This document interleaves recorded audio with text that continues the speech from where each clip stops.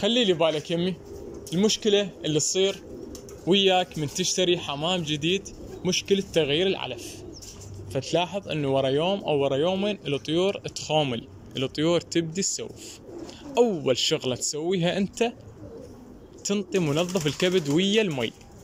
ويا المي شنو هو المنظف الكبد؟ اللي هو الكركم. تتعطش الطيور بصورة صحيحة، وين اللي تخلى على كل لتر من المي خاشوقة صغيرة من الكركم. الاكل اللي تقدمه انت للطيور تخلط وياه روبة وتخلط وياه ثوم مطحون. اكو علبة صغيرة او شيشة بيها ثوم مطحون، واذا تريد انت تخلط بالخلاط الثوم مالنا الطبيعي ماكو مشكلة، تخلي لك ويا الاكل فتخاشوقتين او 3 روبة وشوية من الثوم.